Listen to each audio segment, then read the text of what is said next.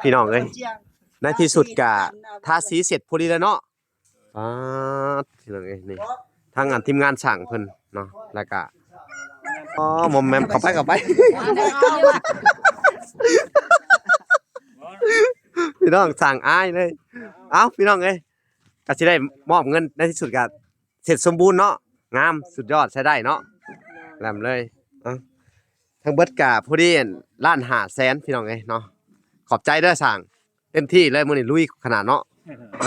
ให้ไอ้แก้วขอบใจเพิ่นแน่ไอ้แก้วขอบใจเพิ่นแน่ไอ้ขังนะสั่งสีเพิ่นเท่าไหร่กันหา1 2 3 4 5 6 7 8 9 10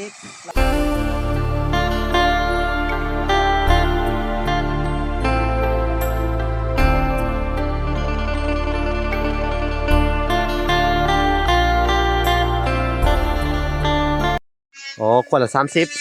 อ๋อสบายดีเด้อสบายดีครับพอดีอันทินเนอร์มันบ่พอพี่น้องเอ้ยให้ทางเบาแก้วไปซื้อเนาะเขาก็จะมาอัปเดตเบิ่งตอนเพิ่นถ้าใกล้สิแล้วบ่ไอ้แก้วโดยเนาะไปติดตามนำกันว่าเพิ่นไอ้สิพาไปฮอดไสล่ะพี่น้องโธ่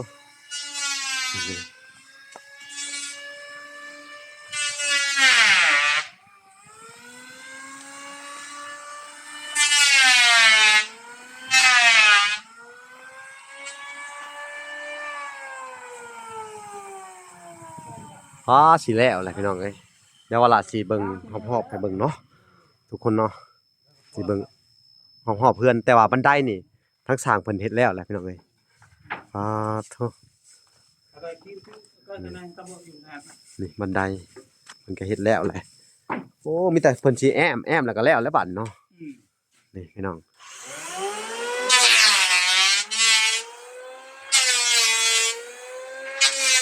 สิ่งใหญ่เดี๋ยวเราจะให้ทุกคนเบิ่งอ้อมเพื่อนเลยพี่น้องเอ้ยเนาะว่างามส่ำใดพี่น้อง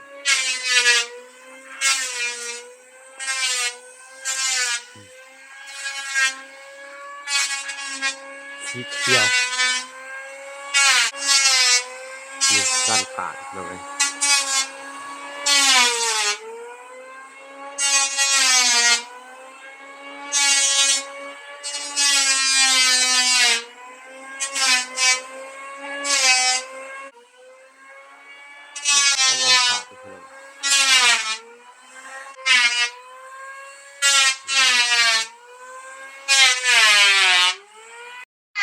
พี่น้องพี่น้องเอ้ยขับภาพมาทางสร้างทาสีกะสีแล้วล่ะพี่น้องเอ้ยไวอันนี้รอเนาะนี่สวยงามตามท้องเรื่องเลยพี่น้อง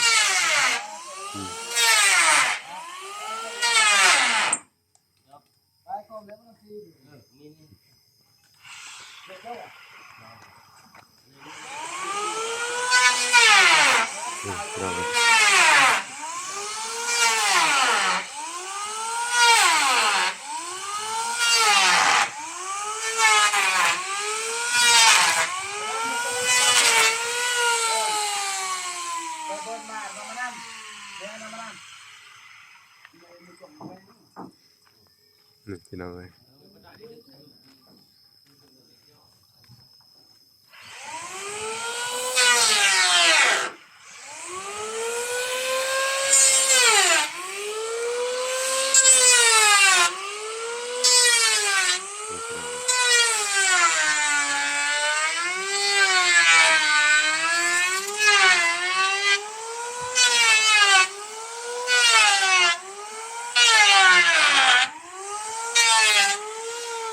สร้างหน้าตัวนี้ใส่สีน้ำเงินไปเลยเด้อ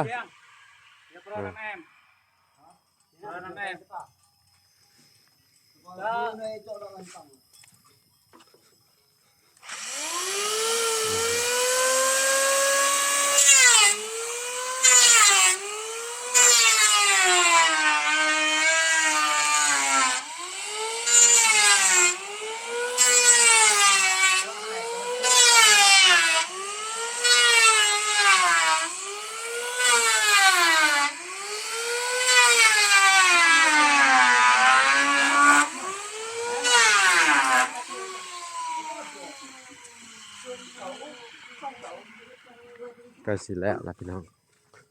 ก็ถือว่าทั้งสร้างเพิ่นท่ารวดเร็วทันใจบันไดก็แล้วแหละเป็นที่เรียบร้อยเนาะพี่น้องเอ้ยจักหน่อยบ่ลาก็สิได้มอบเงินให้เพิ่นก่อนเนาะก็พอดีทางจ้างสร้างนี่ก็ตกอยู่ล้านห้าพี่น้องเอ้ยก็เป็นเงินทางแม่ถอนแก้วเนาะพี่น้องที่ว่าจ้างนะครับ อุปถัมภ์ทางบ้านเลยเนาะในส่วนของอัน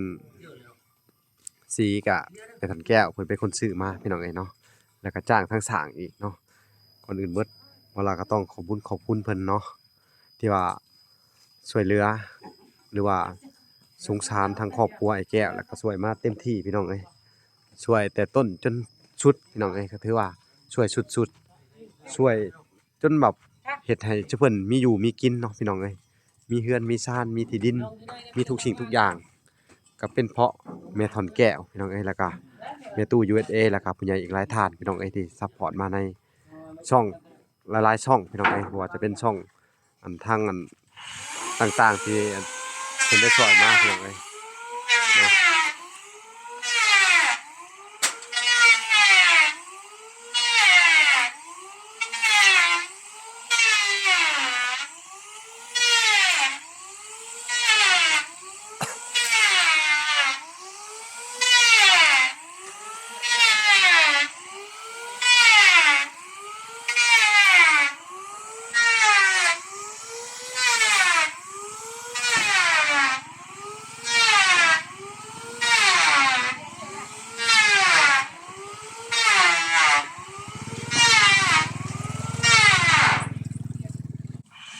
ทางสร้างเพิ่นก็สิได้เสร็จแล้วเนาะพี่น้องเหลือแต่น้อยเดียวเก็บงานเพิ่นพักผ่อนอันเพราะว่ามันแดดแรงเนาะเพิ่นพักผ่อนแล้วก็จะให้เพิ่นทาใหม่อีกทีหนึงนะ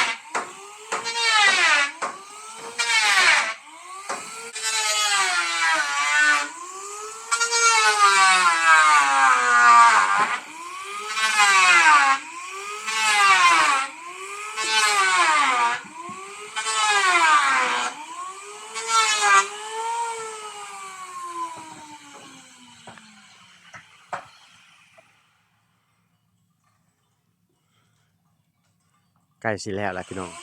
เหลือแต่ไม้อันนั้นกับอันนี้อีก2อันเนาะก็แล้วเนาะ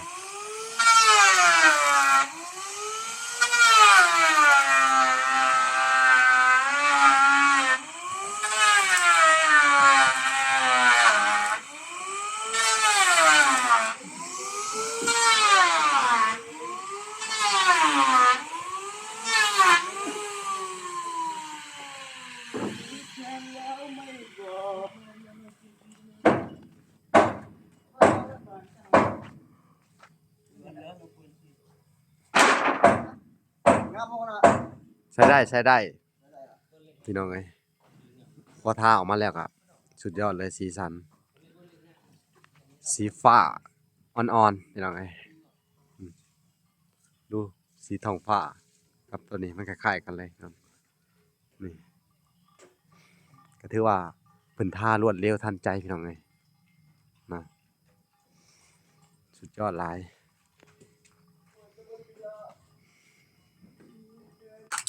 ตัดภาพมาอยู่ทางหลังบ้านพี่น้องเอ้ยหลังจากที่เพิ่นทาสีเสร็จก็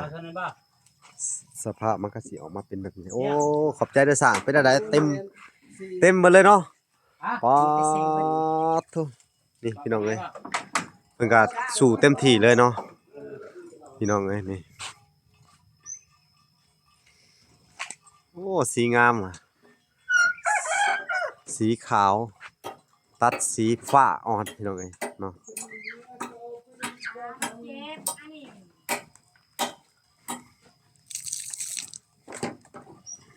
ทางบ่อแก้วเพิ่นก็เพิ่นจะได้บ่แก้วอันน่ะงามอยู่บ่เราคิดว่างามบ่แต่ข้างหน้านำเด้อยังบ่ทันแล้วได้ ใส่สีย่างข้างหน้า ก็สีฟ้าแหละแต่ก็เจ้าท่าสีอันนี้ก็ได้สีฟ้าทาสีบันไดนี่แม่บันไดให้เจ้าเป็นคนท่าก็ได้อันนี้มันมีปองหนึ่งอันนี้ไปท่าเลยท่าซอยลาวเนี่ย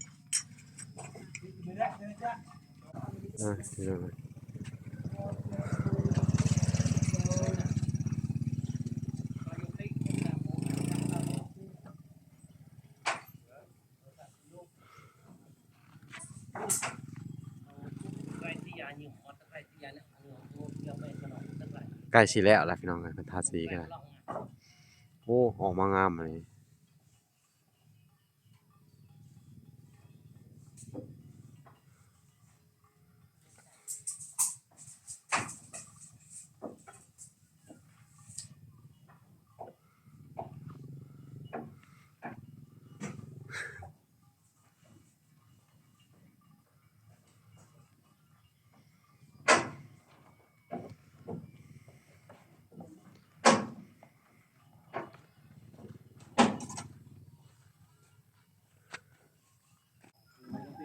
ทางทีมงานสร้างเพิ่นก็เริ่มแกะม็อกออกพี่น้องเอ้ยพอมันแล้วแหละโอ้ แบบว่าเฮาตีแต่ขานี่เหรอ ฮะ ตัวข้ามท่วม นั่นแหละบ่ถึงเทิงดอกขาดแต่ซ้ำนั่นแหละ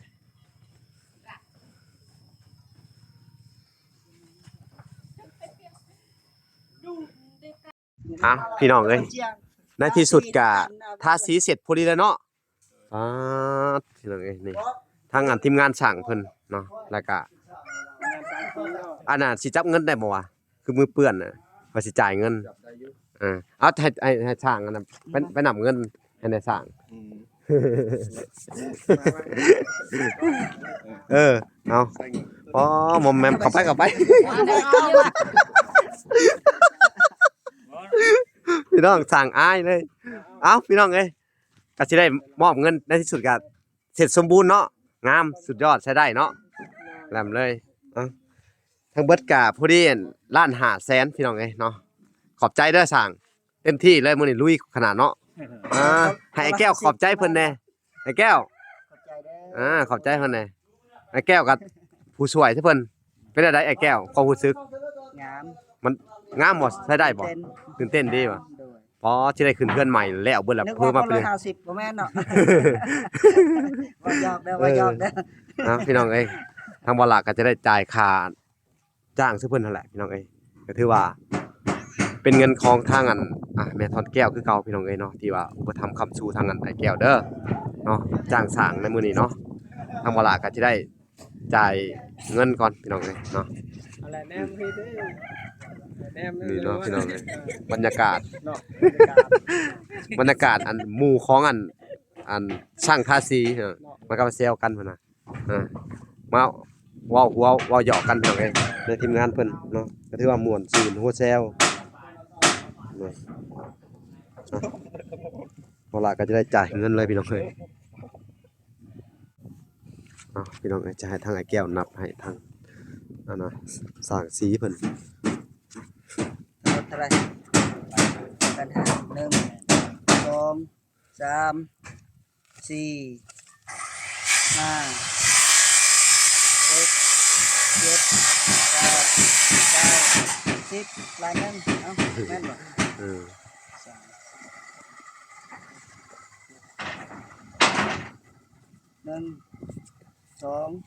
2ให้ทางนี้เด้อทางนี้เขารอรับอยู่4 5นับเบิ่งดูแบ่งกันได้5เลยจะไปแบ่งให้อีกคน1 5พอดีจบก็บ่มีหยังหลายพี่น้องขอบอกขอบใจเด้อสร้างเด้อมื้ออื่นเจอกันเนาะมื้ออื่นเจอกันดุดดินต่อเนาะแม่นเจอนับก็จากนี้นะจะไปมื้ออื่นก็คือว่าทั้งสร้างเพิ่นก็สิมาดุดดินให้เนาะโอเคเนาะทุกอย่างเลยเนาะสร้างสุดยอดสู้ๆเต็มที่ไปเลยขอบอกขอบใจหลาย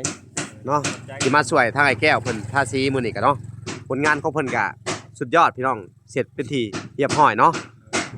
อีก2-3 มื้อก็มาขึ้นเฮือนเพิ่นเด้อน่าจะแล้วล่ะเนาะโอเคอาจจะให้ทางไอ้แก้วขอบใจ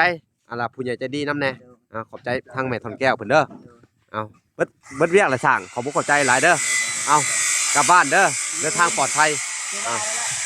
โดยโอเคโชคดีครับโอเคสบายดีเดียวสบายดีอีกทีหนึ่งเนาะก่อนอื่นเบิดกะสิให้ตั้งบอกแก้วเพิ่นขอบคุณผู้ใหญ่เด้อสิเป็นไผไปบ่ได้แม่ทองแก้วโดยแม่ทองแก้วคือเก่าเนาะเอาเด้อแม่ ให้อยู่ดีไม่แห้งเด้อแม่ทอนแก้วที่ช่วยเหลือทั้งแม่ตู้ทุกท่านที่ซองบลาทุกซีทุกคนนั่นแหละ F2 FC ว่าง่ายๆเนาะ ก็คือแม่ทอนแก้ว แม่ทอนแก้ว ผู้ที่ แม่ เพิ่น ตู้ โดยผู้ที่เพิ่น ให้ อุ อ ป ยู่ ถัม ดี ภ์ ไม่แห้งสนับสนุนตั้งครอบครัวไอ้แก้ว โดย ความเจ็บอย่าได้ความไข่ใหญ่มีเด้อแม่เด้อสาธุ โดยเนาะอันนี้ก็เป็นงบประมาณของทางแม่ทอนแก้วเพิ่นให้หาสร้างมาทาสีเนาะเพิ่นก็ได้จ้าง1ล้าน5กีบเนาะรวมสร้างมันก็เมื่อแหละพี่น้องลืมบันไดนะฮะสร้างลืมบันได ได้เงินแล้วก็เมื่อเลยพี่น้องเอ้ยเนาะได้เงินแล้วก็ลืมบันไดบังๆเนาะก็คือว่าแหละเนาะก็เป็นเงินจำนวนหนึ่งเป็นปัจจัยของทางแม่ทอนแก้วนี่แหละที่ว่าเพิ่นอุปถัมภ์ค้ำชูไว้ว่าจะเป็นแป้นแอมเนาะแป้นแอมอันสารพัดในเฮือนนี่เนาะเพิ่นมีปัจจัยที่หลายที่สุดเนาะก็ผู้ใหญ่ท่านอื่นเพิ่นก็ช่วยมาคือกันเนาะแต่ยังบ่ซ้ำกับแม่ทอนแก้วเนาะแล้วก็แม่ตู้ ที่สุดแม่ตู้ โดยเอาก็เป็นเงินของเพิ่นเนาะอุปถัมภ์ค้ำชูมาในสีแล้วก็จ้างสร้างแล้วก็ ตาบุมีแม่ทอนแก้วกับมือบุมีแม่ตู้กับเขาสิว่าอะไรครับ โดย เขาว่าเรื่องจริงเนาะ โดย เอา ตั้งไป โดย ที่เห็น โดย หลักๆคือแม่ทอนแก้ว โดย เป็นหลักกับแม่ตู้ เอากับบ่มีหยังหลายเนาะ โดย ก็ถึกใจอยู่บ่สีนี่เอาเบิ่งคักๆว่าแก้ว ใจ แนมเบิ่งดู โดย อ่าสุดยอดเนาะ เขาอยากได้ยังบ่มีเนาะ อันนี้ก็แบบว่าหายากได้จ้ะ โดย เฮ็ดเฮือนพร้อม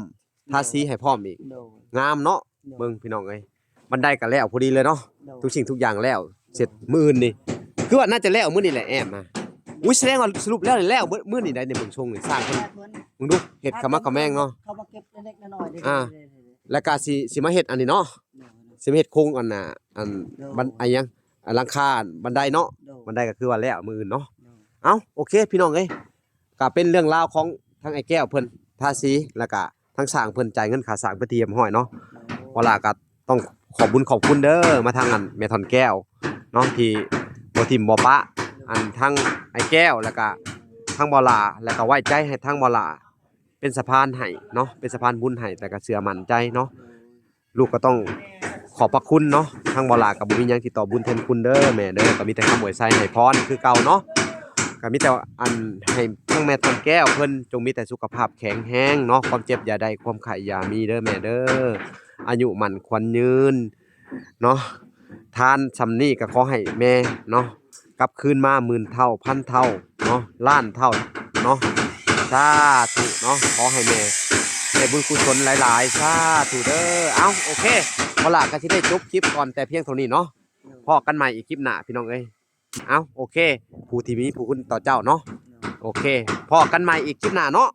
โดยโอเคขอกล่าวคำว่าสบายดีเด้อสบายดีบ่าวแก้วบ๊ายบาย